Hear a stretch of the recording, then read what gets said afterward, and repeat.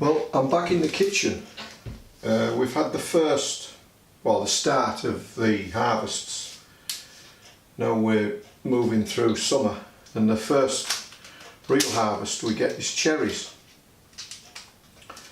So we'll be putting some in pies and eating them, and we'll be turning some into wine.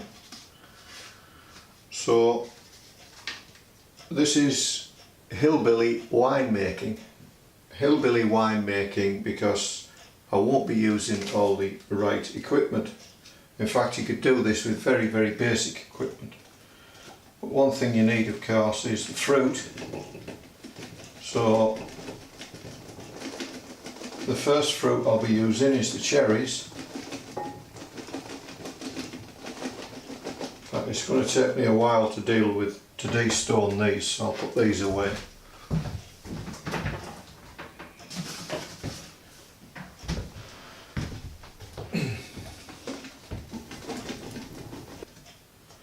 So I've got my fruit for the wine.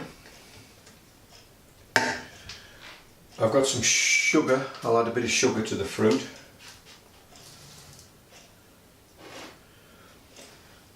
I've got a bottle to start it with. Any bottle will do. It just so happens I have one of these winemaking demijohns. To seal the top, I'm just going to use cling film. And then I need some yeast. But I tend to try and keep my wine alive. So I've got, hopefully I can rejuvenate this with a bit of sugar water, and I'll soon tell if it's worked because it'll start giving off carbon dioxide.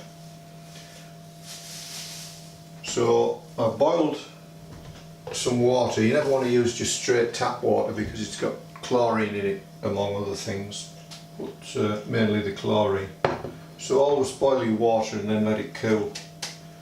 So I'm just going to put some of this boiled water in here. Let that cool down a bit. Just add a bit of sugar to this water, and I want to try and see if this yeast, the yeast in there is still alive. It should be. I keep feeding it every now and again.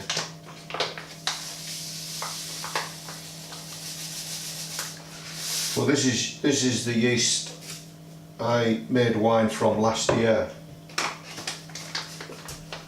And I only really make it through this harvest period when I make mainly cherry wine, bramble wine and rosehip wine.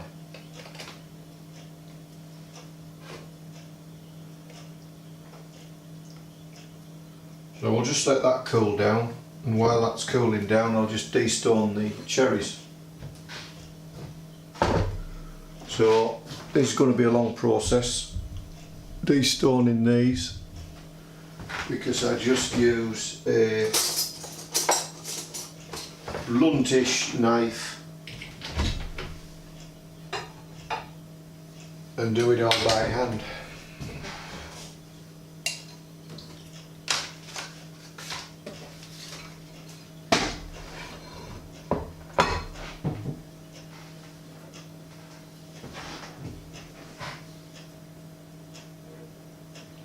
There's probably a faster way of doing it.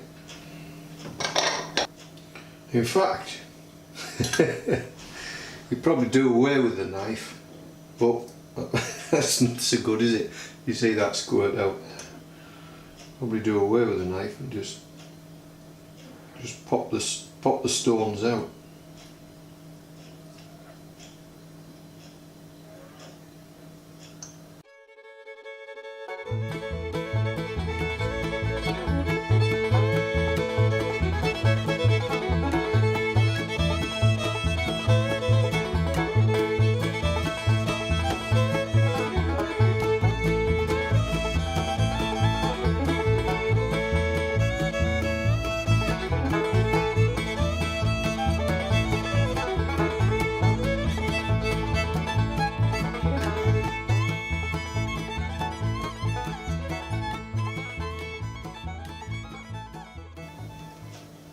If the if the yeast isn't alive, I have got some yeast, but I've had that for quite a few years, so hopefully between the two of them we'll get some working yeast.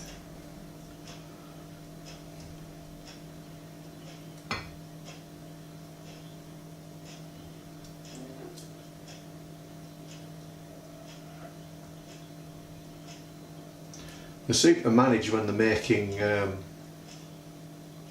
cider with just the yeast that's either in the straw they use or on the apples. Oh, squirted, oh, you can see,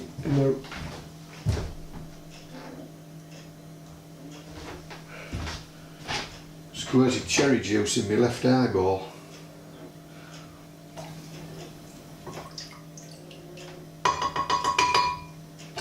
Right, we'll just see if we can get this yeast going.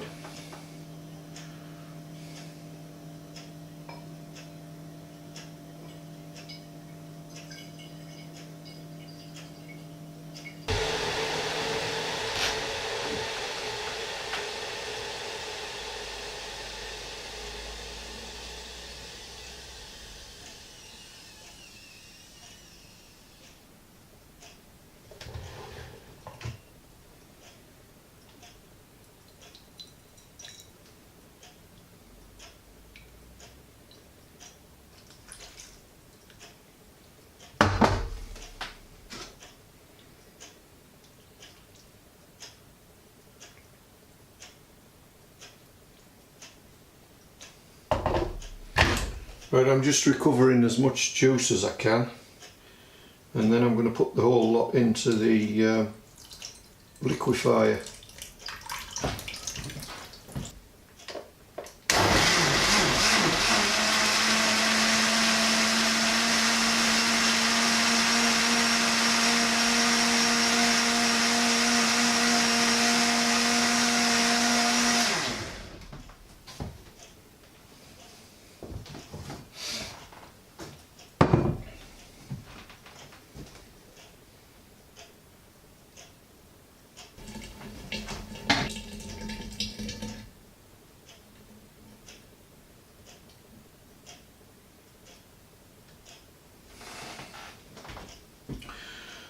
So that's 1 litre of cherries, a litre full bottle of cherries when they were unstoned, mashed up.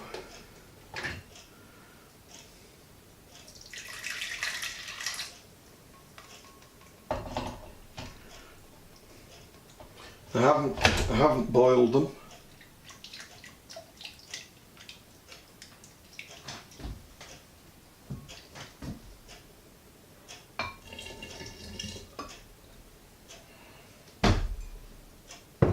So now I'm going to add sugar. The amount of sugar I add, there's a kilo in there. So to start off with, I'm only going to add about less than half a kilo of sugar.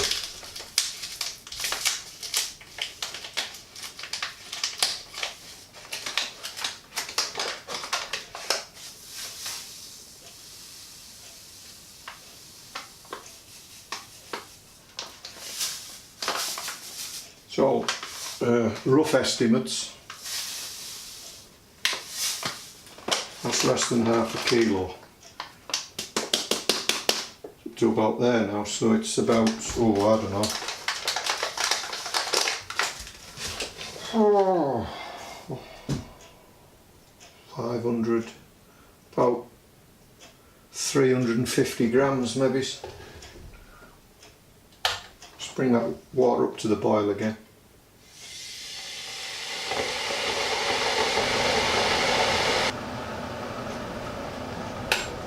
I am going to add a little bit more sugar later on. I don't add a lot of sugar to start off with. I think you probably overdose the yeast with sugar when you do that.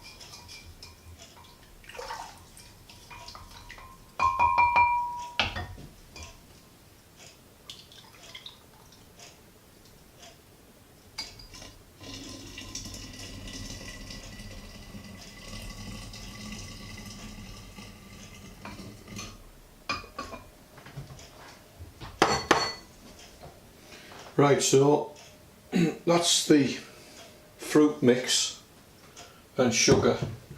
I'm just waiting now on the yeast just to make sure that that yeast is actually active.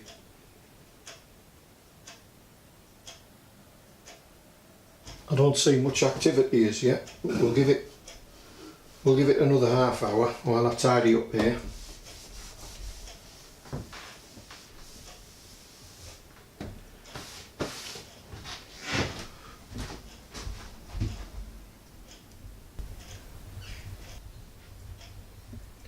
Right, so that's our yeast mix activated. It seemed a bit slow on its own. I wasn't sure if it was going to work or not, so I went and added some yeast compound. Now, I don't know whether you can read the date on that, but it says best before the 2nd 11/12, which is the 2nd of November 2012 in UK notation. So now we've confirmed that our yeast mix is active, we can add that.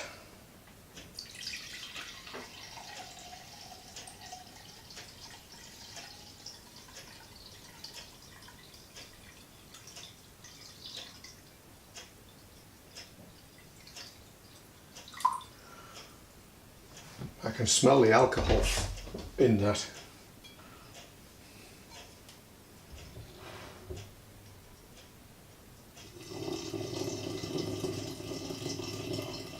I'm just checking it's not too warm.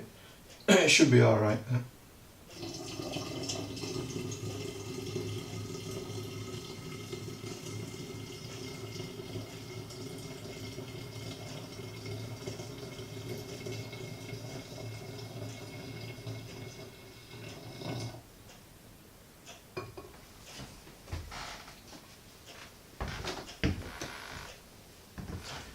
So it being hillbilly winemaking, we don't have to mess about with airlocks and things. All we do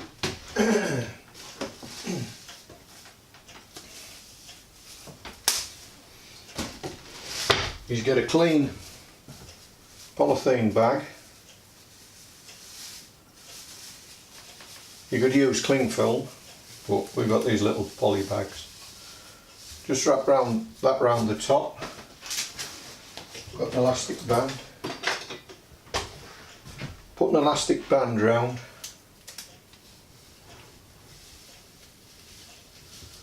And then as the CO2 builds up, it'll just vent out through the elastic band.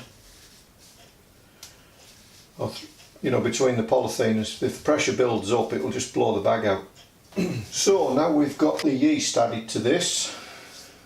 And this is the first wine batch of the year.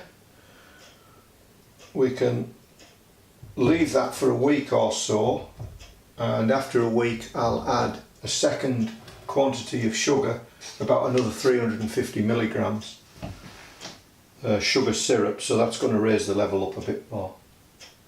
But in the meantime, we'll just wrap it up, a bit of tea cloth, tea towel, few elastic bands, just to give it a bit of thermal stability, and we don't want any sunlight getting on it.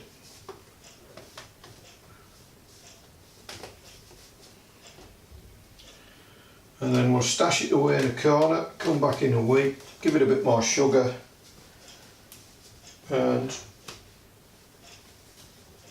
in about 3 or 4 weeks, when the yeast's done its job to its maximum capability and it's settled, then I'll just pour it off into bottles. I don't do anything else with it. I don't add any Camden tablets to kill the yeast or anything to settle it, to clear it. It should clear itself. So this is cherry. This will be cherry wine. And I don't make a lot of wine because I don't drink a lot of wine, but it's just nice to have a couple of bottles for Christmas. So after the cherry I'll do some rosehip, and after the rosehip I'll do some bramble. So 3 different wines, just a few bottles for Christmas, and That should work out splendid. I'll just stash this now in a little quiet darkish corner. Come back in a week. The rosette should be out by then. I've only got 3 of these bottles, but if I wanted to do more I could just start using these 1.5 litre bottles, which you can pick up from anywhere.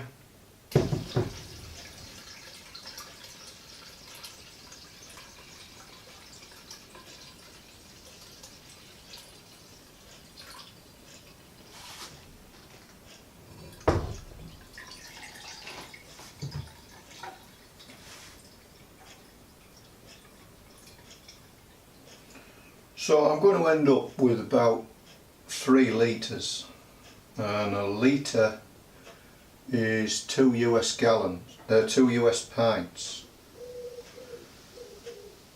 So that's 6 pints, because there'll be, actually I might end up with a little bit more than that.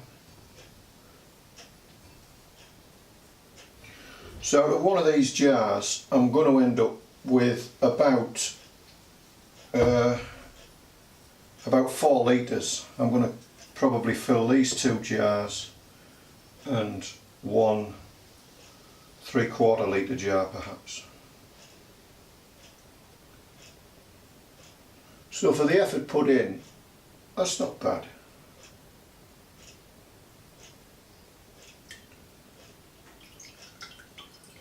When you consider that money just could not buy this wine. I don't think it's a good idea to be exposing it to the air too much, but the way I do it with minimal equipment,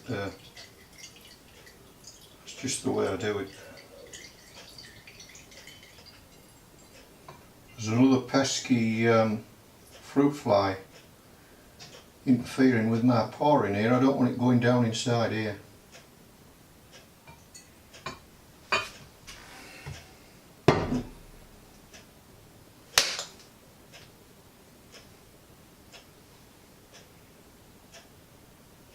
That's 2 down, only probably another couple of thousand to go. Okay, so now I've filtered these off and just put a little bit more sugar in. We'll just let them finish off fermenting and really settling out over the next week or so, and then they should be fairly clear.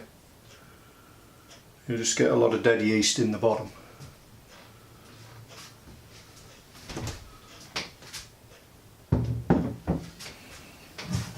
So now that frees up this large jar, and I can start transfer this rosette.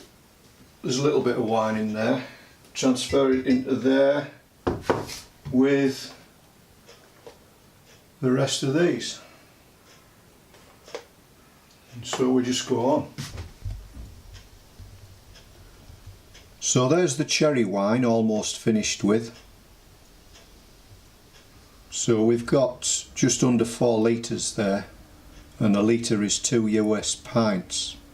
So that's just under 8 pints, which isn't bad. It's got to ferment a little bit more and settle a little bit more, but we've filtered out all the big bits, so all we'll get left with is basically the dead yeast at the bottom.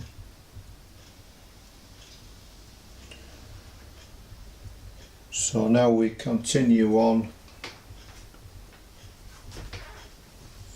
with processing the rosettes for the next batch, and I've already started some, so that'll go into the larger jar.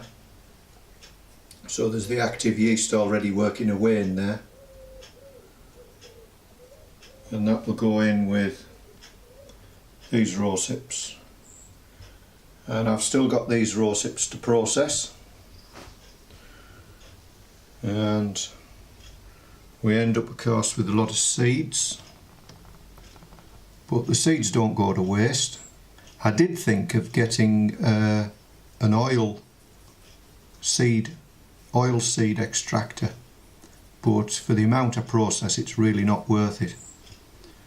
So I clean them up and put them in little bags, and they end up like little light bean bags, which can be useful on the range.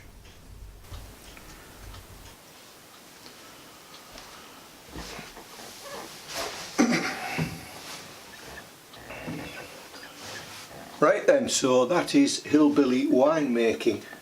Winemaking without the equipment. And that's the wine. This is the cherry wine. And this is 6 months later.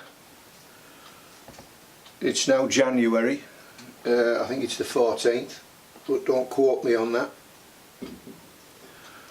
And we end up, well, I end up with 3 types of wine to see me through the year, because I'm not a great wine or alcohol drinker of any sort, but it's nice to have a bottle on hand. And I say this all the time, money cannot buy this wine.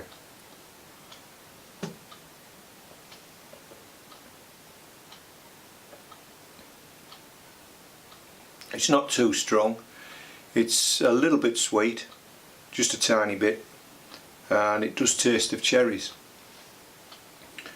And there's nothing better than something you've made yourself. Now this is 6 months since I've started, since I started this video, and I don't keep this by the fire, but this is the live yeast for next year's, or for this year's wine. I don't keep it here, I keep it in the fridge. Well, I sometimes keep it in the fridge, but mostly I keep it in the kitchen where it's cool. And I'll just feed it every now and again and keep it alive. But I have since found that the damsons towards the end of the year,